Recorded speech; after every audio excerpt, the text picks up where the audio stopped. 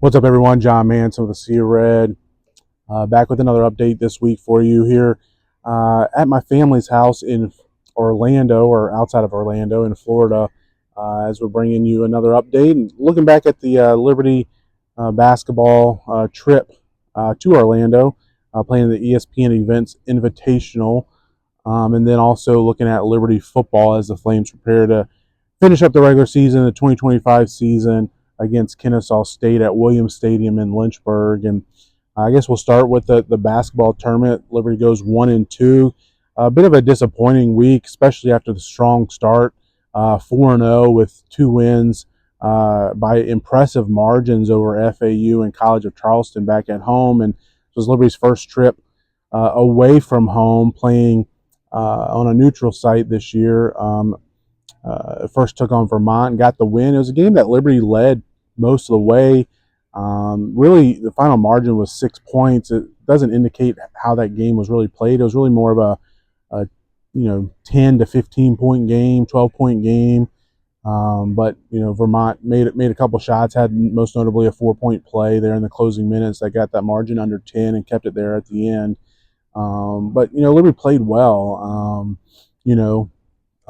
For the most part in that game. But the biggest issue we saw with Liberty basketball this week was the lack of depth. All 5 starters played basically 35 minutes a game. The first against Vermont, and then the next day against Towson, and Towson really bullied us. Bullied us on the glass, bullied us second chance points. And then Liberty only shot 23% from 3, and you put all that together, you're not going to beat many teams. If Liberty basketball shoots 23% from 3 in any game under head coach Richard McKay, who builds his team around shooters, you're going to have a tough time winning games, especially against a good opponent like a Towson. I mean, Towson went 16-2 in the CAA last year, won the regular season title. That's the same league with College of Charleston, so they're obviously a good opponent, have been for some time, and but it was just a disappointing performance as far as shooting. The entire team really struggled to shoot. Most notably Brett Decker, who even in spite of that performance is still shooting over 50% from 3 on the season. I believe he was just 1 for 7. They put a longer guy on him, and even though Liberty led a lot of the game, but in the closing minutes, Towson took the lead, and Liberty still had 2 good looks from 3. Colin Porter first, and I believe it was Xander Yates the other, to either tie or take the lead in the closing 90 seconds or so, and unable to connect. And then Brett Decker even had a shot as time expired, and like I said, he had a bigger guy on him. Tejada, Towson's top player, he was unable to get a clean look, really unable to even get the shot off. I mean, he did, but it was blocked as soon as it left his hands as time expired, and Liberty lost by 3 points to Towson. And then the next day, on Wednesday, took on Bradley, and another tough performance. Bradley came out and was really physical and kind of punched us in the mouth, punched the Flames in the mouth, and took a 21-point lead early as Liberty missed its first 7 3-pointers. Didn't make a 3-pointer until J.J. Harper, who had a really good week in Orlando, a native of Florida. He had a 3-pointer with, I think it was 2:44 on the clock in the first half. So again, Liberty really struggled to shoot.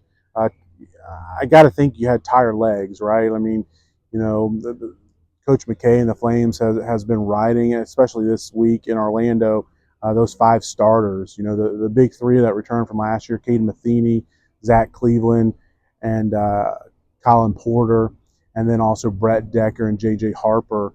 Been riding them a lot, played them, at or above 35 minutes each of the first couple of games. And, Josh Smith is still getting into form. I mean, we've seen his minutes increase each game. I mean, 8, 10, minutes per game in these games this past week. And I mean, he's a guy that hopefully once he's back to full speed, by the time you get to conference play, he's probably going to be playing 15 to 20 minutes a game. And then also, you can't forget about number 7, Isaiah Enan, who has yet to play this season. He's getting really close. I think Liberty's just being really conservative with both Smith and Enan, not rushing them back coming off of those ACL injuries. but it's hurting the team right now. I mean, you know, you got Smith, like I said, who's playing about 10 minutes a game, 8 to 10 minutes a game, and then Xander Carter, a true freshman. Those are really the only two guys McKay's bringing off the bench, and it's really a lack of size. I mean, you're looking at, Porter and Matheny. We've talked about it a lot, right? I mean, it's been talked about a lot. 2 sub 6 foot guards in the backcourt, and then Brett Decker is really, if he was playing the 2 at a 6'3", 6'4" size, like that's fine. But he's playing the 3, and then you got Zach Cleveland and JJ Harper. Harper at 6'5" is really playing the 5 spot. You're just really small, and both Towson and Bradley took advantage of that, dominated the Flames on the glass, on the offensive glass, and second chance points. And you couple that with Liberty having tired legs, not shooting well from 3. Although Decker did bounce back Wednesday and had a really good game against Bradley, shooting, went over 20 points a game. The rest of the team really struggled. Katie Matheny had a rough week shooting, and just chalk it up. That's how it happens. Coach McKay said at the end of the game, after going 1-2 in the week, that it's only November and don't worry about it. The team will be fine. And you have to agree with him at this point in time. But it's a disappointing outcome, disappointing week. You really felt like, Liberty was favored in all 3 games. Really felt like you could win that tournament, or at least go 2-1, and continue to move forward with a little bit of momentum. But back to the drawing board, and hopefully Coach McKay, as we move into the last half of the non-conference schedule, hopefully he can find some minutes for some of these guys to further develop the bench. Not just Enan and Josh Smith, because those guys both are injury prone, as we know. But it'd be great if we could see some of the young guys. Like, I really like what I've seen out of Xander Yates. I like to see him get more and more minutes. I mean, he's a guy who's going to play on the wing, 6'5", 6'6". It gives you a little bit more size, a little bit more length, a little bit more versatility. But then maybe a guy like a Drew Grimes or an R.J. Jones. I mean, those are 2 guys that, you feel like you hope Coach McKay can count on them to get you, even 7-10 minutes a night, just to kind of build up, the trust in them and their trust in themselves, their confidence, especially as you get into conference play. Like I said, relying on Enan and Smith is it's nervous, right? Because you never know. Both injury prone, and you hope they stay healthy, but you just never know. So like I said, disappointing week. Flames are got about a week and a half off. Don't return to action until December 6th, I believe it is. It's a Saturday against Coppin State at home, a game Liberty should be a heavy favorite in. Should be a good game, like I said, to continue to develop, or not really develop, but let Josh Smith, have a chance to get some of the rust off. Again, a guy that hasn't played in close to 20 months until these past couple of weeks. So maybe we'll see Isaiah Enan make his debut before Liberty has a tough test December 10th at NC State. But again, it's November, long season, and ultimately the college basketball season for the Flames is going to come down to those 3 days in Huntsville in March. So yeah, hopefully the Flames will be able to continue to find some depth to build that team, and teams know how to play this team now, as far as being physical with them and running the shooters off the 3-point line, and making it tough for them to get shots off. And you're going to see that more and more as you get into it. But have confidence in Coach McKay and this staff and this team. I mean, we've seen them do it before. We know what they did last year with a lot of these same guys, and I think they'll be able to figure it out as we continue to move forward. Changing gears, looking at Liberty football season finale. Obviously, it's been a very disappointing season. Sitting here at 4-7 is not something I ever really expected was really even a possibility. Even after September, I knew September was going to be difficult, and still didn't expect to go 1-4 on those first 5 games. You felt like there was a couple of games you could have gotten, whether that was Jacksonville State or Bowling Green. And then you get into conference play, and and you pick up those 3 wins in a row, and then you're starting to feel a little bit better about yourselves. You're 4-4, and especially coming off that Delaware game where Liberty was so efficient and effective on the offensive side of the ball. Delaware couldn't really stop them, and you you're feeling pretty good. Like you're getting back in the conference championship race and can take care of things, and potentially could have even hosted the conference championship game at Williams Stadium, which would have been next Friday night. But that didn't happen, right? We know what's happened these last 3 weeks. First losing to Missouri State in the final minute of the game, and then Louisiana Tech and FIU in consecutive weeks in overtime. That Louisiana Tech game is really, it's hard to stomach, giving up a 28-7 lead late in the third quarter. Basically everything that could have gone wrong did go wrong, and that was the only way you would have lost that game. Is like we've talked about, Ethan Basco throwing 4 interceptions in his final 7 passes, including the one in overtime that kind of sealed the game. So disappointing, but now Liberty plays a Kennesaw State team that we haven't beat them in a long time. Of course, we haven't played a lot, but they beat us last year as our first ever win as an FBS program, as our first loss in the regular season under Coach Chadwell, and now the tables have turned, and Kennesaw State gets in the conference championship game with a win, whereas Liberty, like, what do you really have to play for? Sure, you'd rather be 5-7 than 4-8, but it'll be interesting to see how jacked up the Flames are, how focused they are on this game, how many of the players are just eyeing what's next for them, and you can't blame them if they are.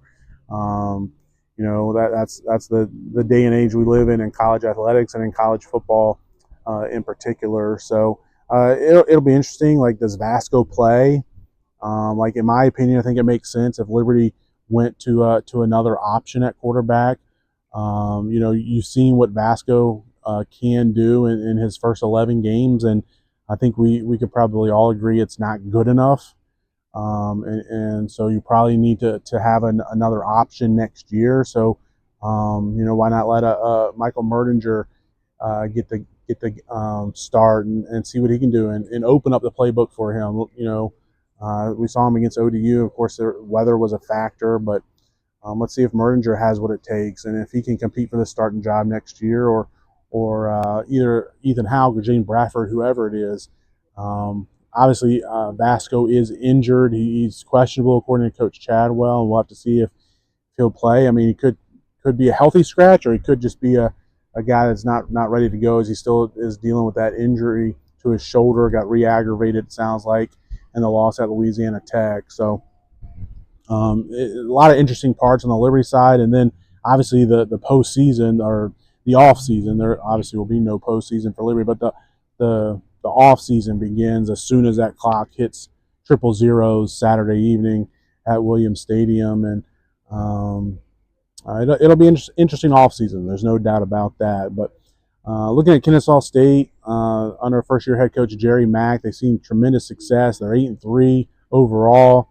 6-1 in conference play. Their 2 losses non-conference were the first 2 weeks of the season, where they lost to Wake Forest by just 1 point, and then lost to Indiana, which we know is in the top 3. Or are they number 2, I think, in the CFP? So top 25. So obviously not a bad loss there. And then they won 7 straight, I believe it was, before they lost to Jacksonville State in a matchup of 2 Conference USA unbeaten teams in conference play a couple weeks back, and then they bounced back. The Owls did, after they lost that game to Jack State.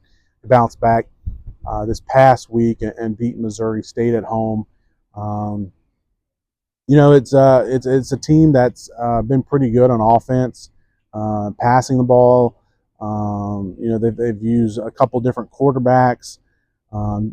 Coach Mack is a running backs coach. I mean, that's where he was last year with the Jaguars, and then prior to that at the University of Tennessee, he was a running backs coach for a few seasons, and previously was an offense coordinator at Rice, and then he was also a head coach in the FCS, where he had some success, and he's got things rolling for the Owls, and they're going to be coming to Lynchburg looking to win 2 straight against Liberty. Obviously, it's a new coaching staff with some players there from last year, and And Coach Mack quickly turned that program around. He brought in 3 transfer quarterbacks and has had 2 of them start games this season, and both of them have had success.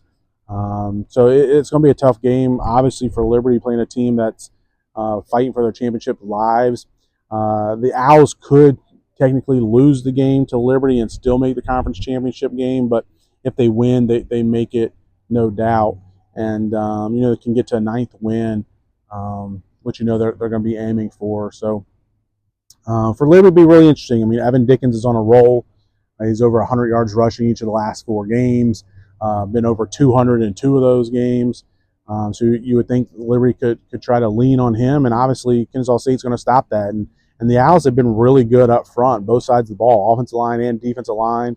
They're top in Conference USA, and actually I think they're second in Conference USA in both fewest sacks allowed on offense and most sacks gained on defense. So they've been really good in the trenches. Something that I think Liberty has kind of struggled at certainly at portions of the season. That's probably going to be where the game's won and lost. And then, I think ultimately it comes down to the turnover battle, especially for Liberty. I mean, Liberty was dominating Louisiana Tech last week until you had 4 turnovers that kind of flipped the game, and it goes from, winning, going away, and feeling pretty good about yourself and keeping your bowl eligibility hopes alive to now you're in a dogfight on the road against a team that's also playing for bowl eligibility, and obviously Liberty lost that game. So it's going to be an interesting day Saturday at Williams Stadium. I'm hoping to be back there. Travels permitted, so we'll see. But we'll always be covering it for you every which way at ASiaRed.com, also on Facebook, Twitter, Instagram, and on YouTube. Be sure to like, subscribe, and follow. And hopefully you got a chance to listen to the podcast this week. I was not on there, but for just a few minutes as I was in Orlando with the basketball team. So I just jumped on for a few minutes to talk Liberty football. But CT and Richie carried it for us. So make sure you have gone back and watched that. But we'll talk to you guys soon. And as always, go Flames.